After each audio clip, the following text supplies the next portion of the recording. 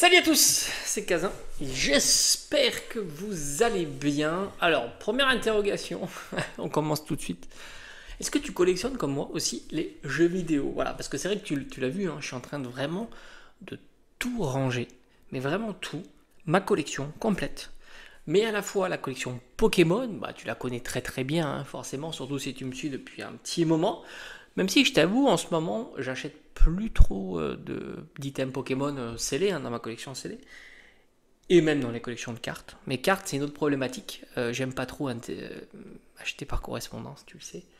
Je t'en ai parlé, mais je vais ranger aussi, c'est la partie secondaire, mais ma collection de jeux vidéo. Et du coup, bah voilà, je suis tombé un petit peu sur cette petite 2DS, toute neuve, magnifique, de Pikachu. Et rappelle-toi, à l'époque, ils avaient sorti tous les starters. Il y avait Dracofeu, Florizarre, Tortank. Très sympa en version transparente comme ça. Et en plus, il y a les autocollants. Donc, toute neuve, jamais déballée. Évidemment, hein, quand tu es collectionneur, c'est un petit peu le Graal, hein, les consoles. Enfin, encore, ça peut être déballé, mais dans un état exceptionnel. Hein, c'est comme une carte mint, hein, tout simplement. C'est toujours mieux dans la collection. Donc, je me demandais si toi aussi, tu avais une petite collection Pokémon, parce que bah, tu fais la Pokémon en termes de collection TCG, mais est-ce que tu agrémentes ta collection avec pourquoi pas quelques jeux vidéo hein, que même tu aurais joué quand tu étais plus jeune. Et puis évidemment on continue, hein, petite pub pour le booster Mascarade Crépusculaire sous blister individuel, histoire de le faire progresser évidemment davantage, parce que ça serait bien qu'on passe la barre des 6,50€ peut-être sur un booster comme ça. Parce que là, on est à 5,99€ à la Fnac. Donc je me dis, on peut le faire progresser. Ça serait quand même très sympa. Voilà. Réflexion de la journée, c'est ça. Non, je plaisante. Alors, je vais répondre à une question parce que c'est vrai que je vous ai présenté donc, ma collection et je fais partie des collectionneurs qui ont tendance à ne pas protéger les items scellés. Typiquement, tu sais, les casebox, les plexi, c'est en plexi. Et c'est vrai qu'on m'a posé la question. Alors déjà, il faut remettre dans le contexte. J'ai commencé ma collection en 2015. À cette époque, il n'y avait personne qui mettait sous case des coffrets ou des ETB. C'est normal, les ETB, ça n'existait pas. Des Pokébox ou quoi. Donc ça, il faut bien le comprendre. Donc forcément, moi, j'ai commencé la collection sans toutes ces protections que l'on voit maintenant. D'ailleurs, il y a énormément de sociétés qui sont ultra récentes. Ça aussi, il faut quand même le souligner. C'est marrant parce que 2021, ça a changé un petit peu tous les codes de la collection Pokémon. Avant 2021, on était sur une collection plutôt de cartes et pas du tout de scellés. Franchement, le scellé, on te regardait avec des grands yeux, on te disait à quoi ça sert. Les cartes, c'est fait pour être ouvertes et puis pour être jouées. Ou au cas où, disons que jouer ou collectionner. Et puis 2021, c'est patatrac, tout a changé. Même les sociétés de gradation. Il y en avait des sociétés de gradation, mais il y en avait beaucoup moins. Donc voilà, il faut bien comprendre tout ça. C'est pour celui qui débarque un petit peu dans la collection Pokémon depuis maintenant quelques années, à partir de peut-être 2020, 2021, il peut être surpris de tout ça, mais avant c'était ultra classique. Même de protéger ses cartes, hein, même de protéger ses cartes, beaucoup ne les protégeaient que superficiellement, peut-être dans un classeur, mais pas plus. La plupart des gens, même les belles cartes, déjà les belles cartes valaient quasiment rien. Comme je l'ai souvent dit, hein, tu prends un Dracofeu de génération, c'est une carte qui valait peut-être 20€ maximum, tu vois, c'est pas des cartes comme on a maintenant à plusieurs centaines d'euros, voire même plus. Donc forcément, on n'avait pas du tout ce même rapport qu'on avait avec la collection. Maintenant, si tu veux une réflexion évidemment poussée de ça, déjà, j'ai envie de dire, tout dépend de ton objectif. Si ton objectif est de revendre ta collection, en gros l'investissement, il faut mieux la protéger. C'est une évidence. Maintenant, beaucoup se focalisent sur l'état des items. Donc oui, c'est sûr que c'est plutôt vital si tu veux en tirer le meilleur prix Déjà dans l'achat, hein, c'est-à-dire que tu vas sélectionner l'item que tu vas acheter, par exemple ce booster là, il est pas ouf. Attends, est-ce que c'était celui-là? Oui, il est légèrement corné ici. Alors tu le vois pas hein, là comme ça à la caméra, mais il est légèrement corné. Donc là c'est pareil, quand tu vas sélectionner tes boosters, déjà en amont, tu vas faire attention qu'il y ait pas. Alors il y a plusieurs choses à faire attention, contrairement à avant. L'état évidemment, qu'il soit pas abîmé, et aussi qu'il soit pas mal conditionné. Je m'explique. Si tu prends ce booster là, dont tu vois qu'il est peut-être un peu décelé, ou le booster a l'air un peu coincé, ou tout ça n'a pas l'air très clair, évidemment ça va faire fuir les acheteurs, parce qu'on est dans un siècle où malheureusement il y a beaucoup de, on va dire, arnaques, contrefaçons, des choses comme ça. Donc par conséquent il faut mieux avoir un item le plus clean possible. Donc ça c'est le premier point. Donc tu vas faire très attention à la sélection.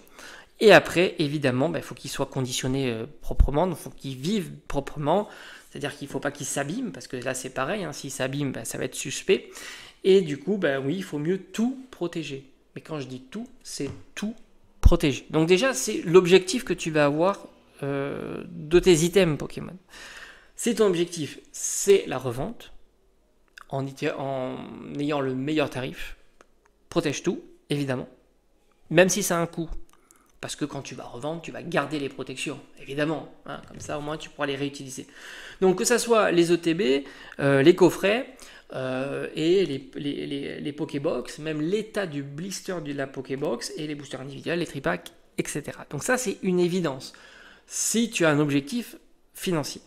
Maintenant, si tu as un objectif de collection, l'importance est un petit peu moins importante. Et là, c'est toi à fixer le curseur. Est-ce que ça te dérange fondamentalement de voir un blister légèrement abîmé dans ta collection? Si évidemment la réponse est oui, ça te dérange, et tu vas la protéger aussi.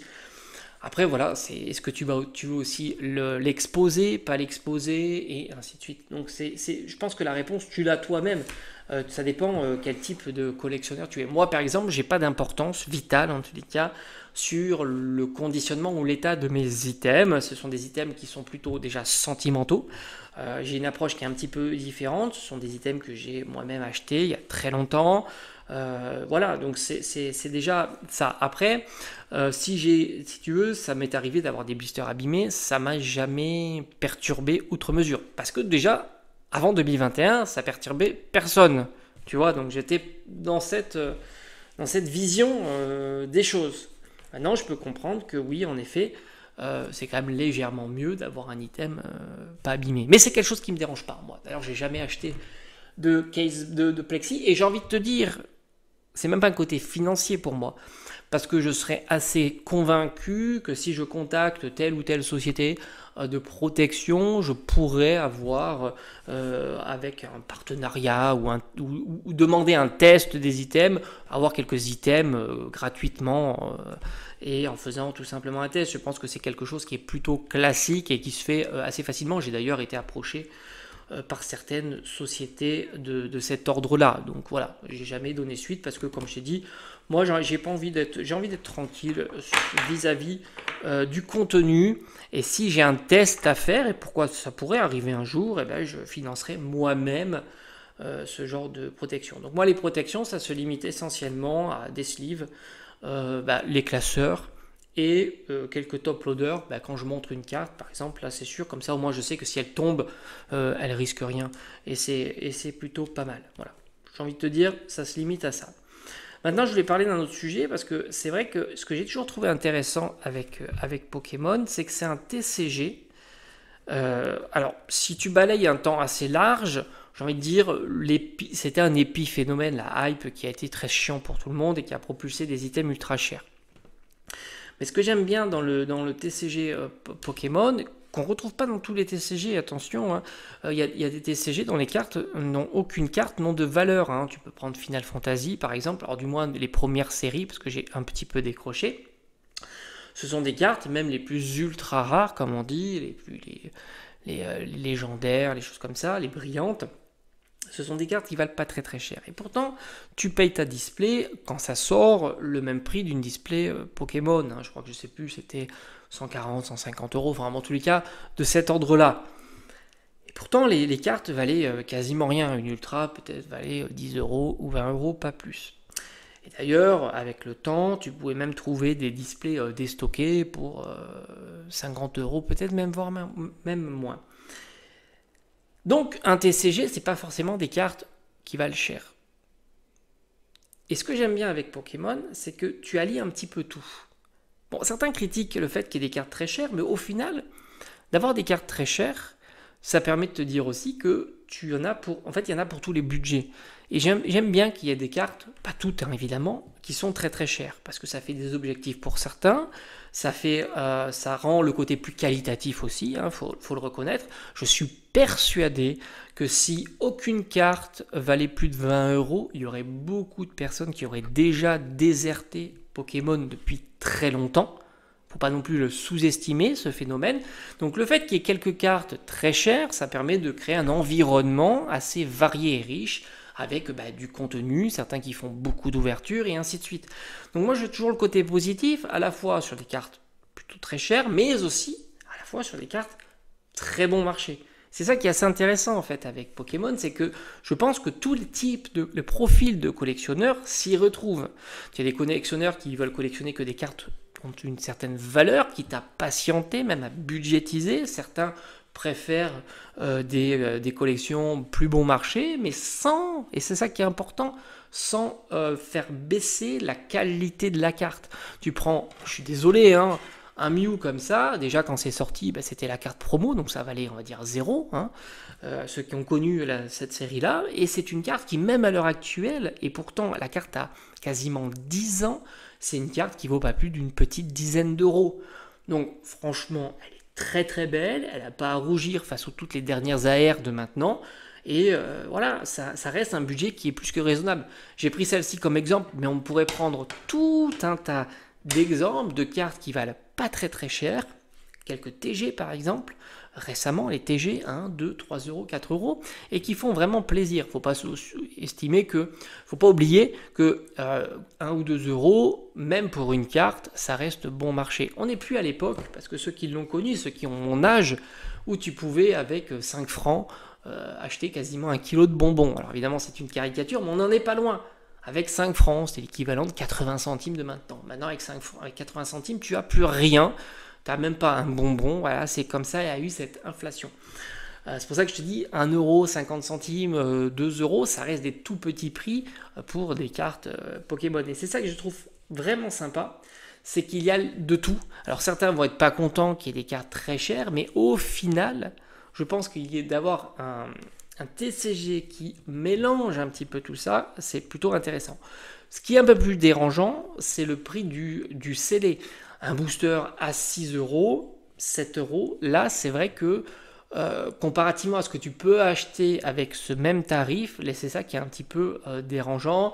Beaucoup maintenant se tournent vers la carte d'occasion. D'autant que je suis assez convaincu que si demain on avait des supermarchés de cartes d'occasion en sortant de chez toi, à côté de chez toi, qui proposeraient des prix professionnels, attention j'entends, hein, pas des prix de particuliers, mais des prix de professionnels que tu retrouves sur la toile, on serait des grands consommateurs, parce qu'on dépenserait que là, tiens, une carte à 20 centimes, à 50 centimes, à 1 euro, à 2 euros.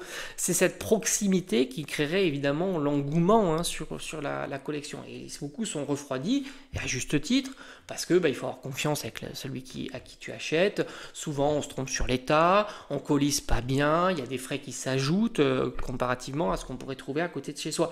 Et d'ailleurs, si tu regardes de la même manière, le scellé à côté de chez soi, en règle générale, c'est le prix retail, comme on dit, 55, 60, 50 euros si tu as de la chance pour une ETB. Mais si tu regardes les professionnels qui vendent sur les marketplaces, tu peux trouver des ETB à 35, 40, 45 euros. Ce sont là aussi des professionnels, je ne parle pas de particuliers, des professionnels qui ont une marge à faire, une TVA collectée, et ainsi de suite. Et pourtant, sur les marketplaces, ils peuvent se permettre ce genre de tarif. Alors, je ne sais pas comment, mais ça, là aussi, on serait évidemment plus content et un plus grand consommateur de ces items-là. Donc, au final, je trouve que c'est plutôt pas mal. Et ce qui pêche, en fait, sur l'achat, que ce soit sur le neuf ou les cartes d'occasion, c'est qu'au fond, on a du mal à avoir des boutiques physiques autour de chez soi qui nous permettent d'acheter des cartes en physique. Voilà, c'est ça la vérité. On aurait des shops un petit peu partout, au prix, encore une fois, professionnel. Il suffit d'aller sur Card Market, il suffit de voir profil professionnel et tu regardes les premiers prix. Il y en a qui proposent des prix vraiment dingos. Et ben on serait des grands consommateurs et on se dirait qu'au fond, Pokémon, c'est pas si cher que ça. Mais malheureusement, on n'a pas cette proximité envers de professionnels qui vendent des cartes et on n'a pas cette proximité non plus sur des professionnels qui ont tendance à faire des très bons prix sur le scellé là aussi. D'ailleurs, de temps en temps, tu as certaines promotions, hein, je l'ai souvent fait en vidéo, où tu peux trouver des séries ultra récentes. Je crois que c'était chez Parkage à 42 €, je crois, le TB 6.5. Franchement, 42 € le TB 6.5, moi je suis désolé, c'est plutôt un excellent prix. Je vais à la Fnac, c'est à 56, je crois. Chez Jouet Club, c'est entre 55 et 60 €. Chez King Jouet, c'est pareil. Et je vois rarement, sauf vraiment belle surprise, promotion, solde, mais c'est plutôt très très rare. Alors que on pourrait imaginer, et d'ailleurs si tu vas sur Card Market, il suffit de chercher des profils de professionnels, certains proposent des tarifs ultra bas, sous forme de display aussi. On n'est pas bien servi localement dans les boutiques physiques sur des displays, il faut être honnête, les buralistes c'est 6 € le booster, ce qui te fait une display à plus de 200 €, et la plupart du temps, voilà, c'est ça. Alors que tu peux trouver des displays entre 150 et 160 € sur le net, assez facilement d'ailleurs. Voilà, petite réflexion de la journée. Alors n'hésite pas à me dire si toi aussi tu collectionnes un petit peu les jeux vidéo. J'hésite à m'acheter la Switch Lite, je crois que c'est ça, Zelda, je sais pas, j'hésite, on verra, parce que je la trouve plutôt réussie. Donc comme d'habitude, on discute ensemble tranquillement, j'aime bien partager un petit peu l'univers Pokémon. Je vais continuer donc la petite collection CD, j'espère libérer de la place. Ça prend du temps, hein, parce que j'essaye de bien faire, bien ranger, par bloc, cette fois-ci. Et une fois que ça sera complètement terminé, déjà tu auras l'intégralité de ma collection, c'est limpide pour toi. Tu vois quelle date, hein. Et tu connaîtras la place disponible et si on peut se permettre de rajouter quelques ETB, dont le TB EV8. D'ailleurs, je clôturerai sur ça puisque ça m'a été souligné dans l'espace des commentaires pour mon magnéton. Ce que je reproche plutôt à l'ETB, c'est de pas... Moi, j'aime bien quand l'ETB, on va dire, entre guillemets, cohérente, ça veut dire que tu as l'illustration de l'ETB qui correspond à l'illustration de la carte. Je trouve que c'est plus cohérent, comme on avait vu pour Destinée Radieuse, Destinée Occulte, même les Miredon, Corédon, EV2, et ainsi de suite. J'ai trouvé ça plutôt sympa, tu vois, comme EV3 par exemple, franchement, la Salamèche, elle est magnifique. Je trouve ça un petit peu dommage, et à la limite, j'aurais même préféré avoir une ETB magnéton, tu vois. Là, ça aurait été cohérent, ça aurait été sympa. Après, l'illustrateur, je trouve d'enfer. Hein. Je pense que pour moi, je préfère largement à Arita. On en fait beaucoup de pubs d'Arita. C'est marrant parce que tu vois que les réseaux sociaux essayent de faire des tendances sur Pokémon. Je suis assez d'accord sur ça. Mais de temps en temps, ça prend pas comme les sketchs ou les choses comme ça. Je suis pas certain que le sketch a été quelque chose d'exceptionnel. Voilà, ça a été abandonné, mais d'ailleurs si tu suis les réseaux sociaux, il y a pas mal de projets qui tombent à l'eau, de certains influenceurs, etc. Enfin, tu vois bien que tout ça c'est très mobile. Moi je fais pas spécialement de vidéos sur ce sujet-là, mais tu t'aperçois qu'il y a pas mal de choses à dire, mais je veux pas rentrer dans les... je dirais pas les dramas, mais se prendre trop la tête avec telle ou telle personne. Je suis spectateur, non pas acteur. Et j'aime bien cette singularité, tu vois. Et d'ailleurs, voilà, c'est quelque chose que j'aime bien. Mais pour revenir à l'ETB, ouais, j'aurais préféré quelque chose de plus cohérent. Et encore une fois aussi, j'aurais aimé qu'il nous file une magnéton SAR plutôt que AR. Parce que je trouve que c'est quand même plus sympa quand ils nous mettent ce genre de, tu vois, de dinguerie. Ce genre de dinguerie dans les items, je trouve ça plus intéressant. Et puis faire de la cohérence, tu vois.